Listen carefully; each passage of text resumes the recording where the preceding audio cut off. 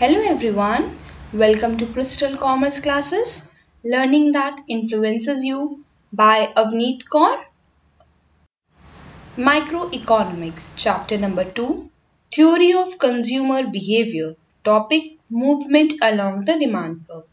आज जो हमारा स्टडी प्लान के अकॉर्डिंग जो हमारा सब्जेक्ट है वो है माइक्रो इकोनॉमिक्स क्लास 11 का, जहाँ में हम चैप्टर नंबर 2 पढ़ रहे हैं और हमने अभी तक बहुत कुछ कंप्लीट कर दिया है। ये ऑलमोस्ट एंड की तरफ आ रहा है हमारा चैप्टर। आज जो हमारा टॉपिक है वो है movement along the demand curve. Demand curve से पहले मैंने आप सबको इस पे वीडियो पहले से मैंने अपलोड की हुई है, मैं इसकी क्लासेस ले चुकी हूँ कि डिमांड क्या होती है, लॉ ऑफ डिमांड क्या होती है, law of diminishing marginal utility का कंसेप्ट, हमने factors affecting the quantity demanded, ये सब हम ऑलरेडी पढ़ चुके हैं। लास्ट क्लास में हमने पढ़ा था shift in the demand curve. आज जो हम टॉपिक ले रहे हैं ये one of the most important topic है। इसमें से क्वेश्चंस आपको जरूर मिलते हैं एग्जाम में, लॉन्ग आंसर भी, शॉर्ट आंसर क्वेश्चन में, किसी भी फॉर्म में पूछा जा सकता है इसको। ये टॉपिक बहुत अच्छे से पढ़िए, समझिए, और कोई भी प्रॉब्लम है तो आप मुझे कमेंट बॉक्स में कमेंट करके पूछ सकते हैं अपने डाउट। आप मुझे इंस्टाग्राम पे फॉलो कीजिए @avneet.crystal। इंस्टा पेज है जहाँ पे आपको काफी यूजफुल इंफॉर्मेशन के साथ साथ आपको काफी कुछ ऑनलाइन सीखने को मिलेगा। आप वहां पे भी मुझसे अपने डाउट्स को क्लियर कर सकते हैं। And yes, don't forget to press the bell icon, कोई भी न्यू वीडियो आपसे मिस नहीं होनी चाहिए। Movement along the demand curve. The quantity demanded of a product does not remain constant but keeps on changing due to various factors. ये हम already पढ़ चुके हैं कि किसी भी प्रोडक्ट की जो डिमांड है वो कभी भी कांस्टेंट नहीं रहती है, वो या तो अदर फैक्टर्स या प्राइस, किसी ना किसी फैक्टर की वजह से उसमें चेंजेस आते रहते हैं।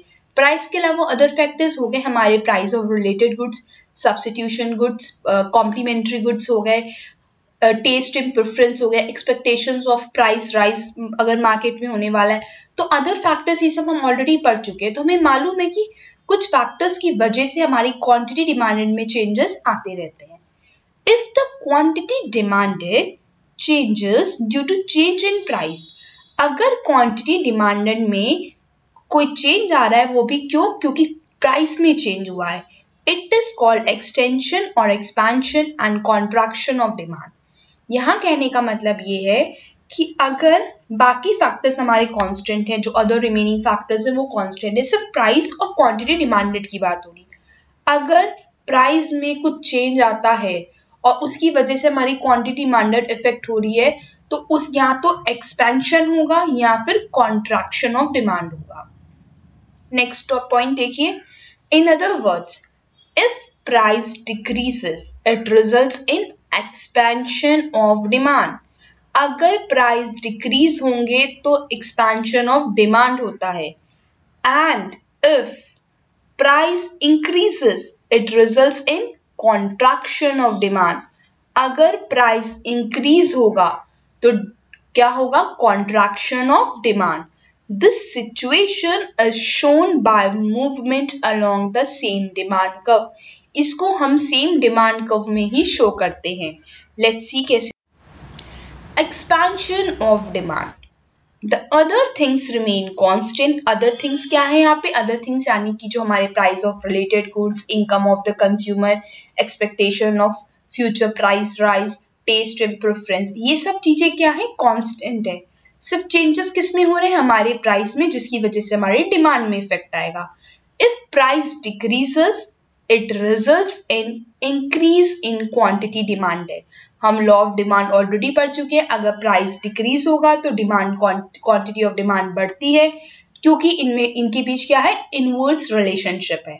अब नीचे देखिए आपको ग्राफ दिख रहा है, y एक्सिस में देखिए प्राइस शो कर रहा है, x एक्सिस में हमारी क्वांटिटी, क्यूटी वाई लिखा है, क्वांटिटी शो कर रही है, ठीक है। y एक्सिस में देखो p लिखा हुआ है, p दिखा आपको। जब प्राइस p है तो x एक्सिस में क्वांटिटी कितनी है, q। p प्राइस में हमें क्वांटिटी q मिल रही थी, प्राइस हो गया डिक्रीज, देखो नीचे की तरफ एरो आ रहा है p से, p डैश हो गया, प्राइस क्या हो गया, p से p डैश। तो क्वांटिटी देखो हमारी राइटवर्ड शिफ्ट हो रही है, q से q डैश, तो क्या होगी, क्वांटिटी हमारी इंक्रीज हो गई, Q से Q डैश होगी, और प्राइस हमारा P से P डैश हो गया। देखो डाउनवर्ड आ रहा है, एरो पे ध्यान से देखो, प्राइस P से P डैश नीचे की तरफ आ रहा है, प्राइस कम हो रहा है, क्वांटिटी हमारी बढ़ रही है, राइटवर्ड शिफ्ट हो रही है, तो क्यू से क्यू डैश हो गई। तो देखो पॉइंट ए एंड बी नीचे की तरफ हो रहा है, एक्सपैंड हो रहा है, हमारा डिमांड कब बढ़ रहा है, नीचे की तरफ देखो वो एक्सपैंड हो रहा है, वो बढ़ रहा है। क्यों बढ़ रहा है? क्योंकि प्राइस कम हुई और क्वांटिटी डिमांडेड इंक्रीज हुई है। क्वांटिटी डिमांडेड इंक्रीज होगी तो एक्सपेंशन होगा। ऐसी सिचुएशन को हम क्या बोलते हैं? Expansion of demand. Next, contraction of demand. The other things remain constant. Other things क्या है हमारी? Income of the consumer, price of related goods, that is substitution effect and complementary goods. ये जो substitution goods and complementary goods है हमारे expectation of future profit, future price rise है हमारा, और फैशन टेस्ट पे कुछ चेंजेस आते हैं। तो ये सब जो अदर फैक्टर्स है इनको हमने कांस्टेंट रखा है। हम यहाँ पे सिर्फ किस पे बात कर रहे हैं कि प्राइस में चेंज होने से हमारे डिमांड में क्या इफेक्ट आ रहा है। If price of goods increases, अगर गुड्स के प्राइस इंक्रीज हो रहे हैं, it results in decrease in quantity demanded, तो हमारी क्वांटिटी डिमांडेड क्या हो रही है? डिक्रीज हो रही है। मतलब ये है जब हमारा प्राइस ऑफ गुड्स इंक्रीज होगा, प्राइस बढ़ेगा तो डिमांड कम होगी। As per law of demand हम पढ़ चुके हैं कि प्राइस और क्वांटिटी डिमांडेड में इनवर्स रिलेशनशिप होता है, एक बढ़ता है तो दूसरा कम होता है। तो क्या आप ग्राफ देखो, ग्राफ से आपको क्लियर होगा। वाई एक्सिस में हमारा प्राइस शो कर रहा है, एक्स एक्सिस में क्वांटिटी। प्राइस हमारा P था, देखो P के ऊपर एक एरो जा रहा है, ठीक है, ऊपर की तरफ एरो जा रहा है। प्राइस क्या हो रहा है? इंक्रीज हो रहा है। कितना? P से P डैश हो गया। और क्वांटिटी क्या होगी हमारी? Q से Q डैश हो गई। देखो लेफ्टवर्ड जा रही है। जब प्राइस P था तो हम कितनी क्वांटिटी लेते थे? Q। जब प्राइस P से P डैश हो गया, यानी कि जब वो इंक्रीज हो गया, एरो ऊपर की तरफ जा रहा है, P से P डैश हो गया, तो हमारी क्वांटिटी क्या हो गई? कम। कितनी? Q से Q डैश। तो अब क्या हो रहा है कि हमारा जो ग्राफ है वो कॉन्ट्रैक्ट हो रहा है, वो कम होता जा रहा है। तो हम क्या बोलते हैं? Contraction of demand. इसको याद कैसे रखोगे? आपको तो पहले ही दो टर्मिनोलॉजीज पता होनी चाहिए कि जब भी बात होगी movement along the demand curve तो एक्सपेंशन एंड कॉन्ट्रैक्शन होता है। पहली चीज हमें ये याद होनी चाहिए। दूसरी हमें ये याद है, एक्सपेंशन मतलब क्वांटिटी एक्सपैंड कर रही। क्वांटिटी तभी एक्सपैंड करेगी जब प्राइस कम होंगे। तो जब प्राइस कम होते हैं क्वांटिटी एक्सपैंड करेगी, तो क्या हो गया? Expansion of demand. कॉन्ट्रैक्शन कब होगा? कॉन्ट्रैक्ट हो रही है, जस्ट इसका अपोजिट होगा हमारा कॉन्ट्रैक्शन।